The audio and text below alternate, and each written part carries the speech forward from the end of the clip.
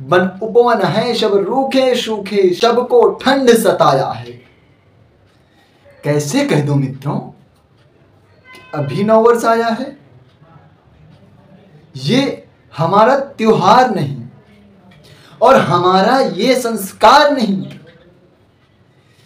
1 जनवरी को कैलेंडर बदलेगा, ये इंग्लिश नववर्ष हमें स्वीकार नहीं।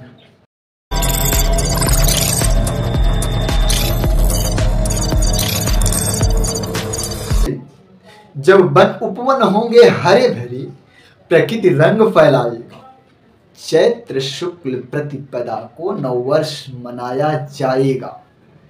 जय श्री राम। मित्रों आज 31 है ना, मूड बना करके पार्टी सार्टी की प्लानिंग किए रहोगे और हमारा चैनल देखने के बाद शायद मजा किरकिरा हो जाए। नहीं चलेगा। इसलिए अगर आप हमारी बात मानना नहीं चाहते और मानोगे नहीं तो आज का वीडियो ना ही देखो प्लीज़, कल से देखना। क्योंकि हमें पता है बहुत सारे लोग ना 31 में लेने जाएंगे। जरा मुझको बताइएगा ये पार्टी क्यों? 31 किसका? बहुत सारे महीने में 31 आता है। क्या आप ऐसा पार्टी करने जाते हो? नहीं ना। फिर क्यों? क्या स्पेशल है? अच्छा न्यू ईयर आ गई, कुछ ऐसे ही बात है ना, कुछ ऐसे सोच रहे हो ना। पर अगर मैं बोलूं कि ये न्यू ईयर्स भी नहीं है तो फिर तो कोई स्पेशल डे नहीं रहेगा। और चलो मान ही लिया आप स्पेशल डे मना रहे हो, तो कोई स्पेशल डे मनाने के लिए दारू पीना जरूरी है? हमारे धर्म में स्पेशल डे यानी जो अच्छे दिन होते हैं उस दिन हम ईश्वर की पूजा करते हैं। नववर्ष में देखो चैत्र शुक्ल प्रतिपदा को नवरात्रि प्रारंभ होता है, 9 दिन तक उपवास रखा जाता है। उसके बाद रामनवमी आता है। इतने पवित्र सप्ताह गुजरते हैं हमारे नववर्ष के बाद, और ये एक नववर्ष है दारू में डूबा हुआ है। क्या आप इस संस्कृति से हैं? नहीं है ना, तो फिर दारू क्यों? मित्रों पहली बात तो आपको एक क्लियर कर दूं कि नववर्ष हमारा नहीं है। दूसरी बात आपको बता दूं कि जो कल्चर वेस्टर्न कल्चर है, जो गर्मी में भी सूट पहनकर घूमते हैं, उनसे उम्मीद भी क्या करेंगे जिनके यहाँ कोई ऑप्शन नहीं था। वड़ा पाव, डबल रोटी, पिज्ज़ा क्या क्या बोलते हैं ये सब खाने का और साथ में दारू पीने का, वो आज हमें संस्कृति सिखा रहे हैं। देखो वृंदावन गाते हैं वही वेस्टर्न कल्चर के लोग, मस्त राधे राधे गाते हैं, और हम हैं उनका कल्चर फॉलो करने में लगे हैं। वो हमको ग्रेट समझ रहे हैं, हम उनको ग्रेट समझ रहे हैं। पड़ोस की लड़की के साथ दारू में पीने का मजा ही कुछ और है ना। जबकि हमारी संस्कृति थी पूरे गांव की लड़कियां बहन मानना पड़ता था। आज की संस्कृति है पड़ोस तो छोड़ो, घर के भी कितने नहीं होते, और एक विशेष मजहब है उसमें तो भाई बहन नहीं चल अपनी अपनी संस्कृति है। पर आप तो उस संस्कृति से नहीं हो, आप तो पश्चिमी देश से नहीं आए हो, आप तो भारतवासी हो। तो बताइए जरा आपको ये अच्छा लगता है क्या? मित्रों हालांकि मैं मदिरा पान वाला नशा करता नहीं हूँ, मेरे को एक नशा है, आपको बता रहा हूँ, छिपाऊंगा नहीं। आप लोग से झूठ बोलकर कोई फायदा नहीं है, और मैं बहुत ही बड़ा उसका आदी हूँ, लत लग गई है उस नशे की। वो नशा है हिंदुत्व का, और दूसरा कोई नशा नहीं है। अब आप कौन सी नशा करते हैं ये मुझे नहीं पता। कुछ लोग चरस, गांजा, अफीम, ड्रग्स, दारू वगैरह वगैरह, क्या कोकीन कुछ तो बोलते हैं ऐसा। कुछ लोग इंजेक्ट भी करते हैं, सुना है, पिक्चर वगैरह में देखा है। हमें भैया एक नशा है, उसके अलावा दूसरा कोई नशा नहीं है। आपका पता नहीं, और आप कौन सा नशा लेना चाहोगे ये भी मुझको नहीं पता है।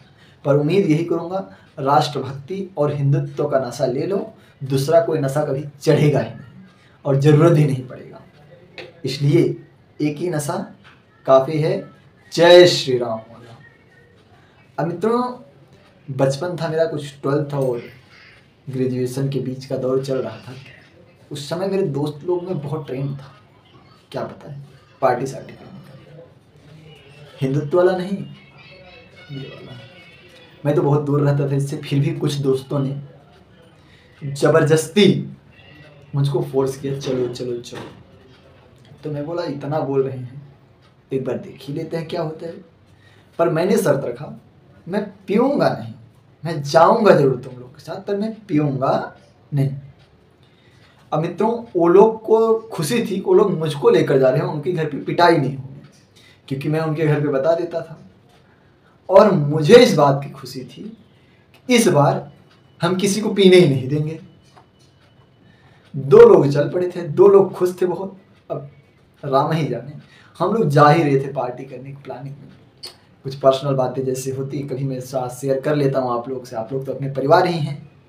तो आधे रास्ते पर पहुँचे थे तो एक बाइक था, उस पर 3 लोग बैठे थे, तीनों पूरे नशे में थे। आगे एक लड़का गाड़ी चला रहा था, एक लड़का पीछे बैठा था, बीच में एक लड़की बैठी थी, और तीनों फुल टुल्ली थे, नशे में थे। और इतना ज़्यादा नशे में थे कि उनको रास्ता भी नहीं समझ में आ रहा था, गाड़ी का हैंडल हिल रहा था, इस कंडीशन में थे। सामने पुलिस वाला चेकिंग पर था, पकड़ लिया। हम लोग ये सीन देख रहे थे, और उस समय हम सब में किसी के पास लाइसेंस नहीं था। तो हमने लोगों को माहौल बनाया, मतलब देखो, पहली बात तो पैसा है नहीं भरने के लिए, दूसरी बात लाइसेंस नहीं है, और मुझे गाड़ी चलाने आता नहीं। उस टाइम नहीं आता था, अब तो मैं सब चला लेता हूँ। अगर किसी को चढ़ गई और ऐसा कुछ हुआ तो फंस सकते हैं।